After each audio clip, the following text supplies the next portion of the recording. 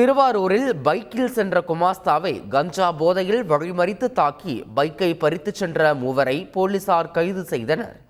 திருவாரூர் விஜயபுரம் பகுதியைச் சேர்ந்தவர் சரவணன். குமாஸ்தாவான இவர் சம்பவத்தன்று நேதாஜி சாலையில் பைக்கில் சென்று கொண்டிருந்த போது 3 இளைஞர்கள் கஞ்சா போதையில் வழிமறித்து தாக்கியுள்ளனர். தொடர்ந்து சரவணனின் பைக் மற்றும் செல்போனை மூவரும் பறித்துச் சென்ற நிலையில் போலீசில் புகார் அளிக்கப்பட்டது. இதுகுறித்து அருகே உள்ள சிசிடிவி காட்சிகளை கைப்பற்றி தீவிர விசாரணை நடத்தி வந்த போலீசார் திருவாரூர் அண்ணா காலனியைச் சேர்ந்த ராகவன், ரஞ்சித்குமார் மற்றும் வினோத் ஆகிய 3 இளைஞர்களை கைது செய்தனர். மூவர் மீதும் ஏற்கனவே சில வழக்குகள் காவல் நிலையத்தில் இருப்பது தெரியவர மூவரிடம் இருந்தும் அவர்கள் வழிப்பறி செய்த பைக்கை பறிமுதல் செய்து போலீசார் விசாரித்து வருகின்றனர். செய்திகளை உடனுக்குடன் தெரிந்து கொள்ள உடனே சப்ஸ்கிரைப் பண்ணுங்க.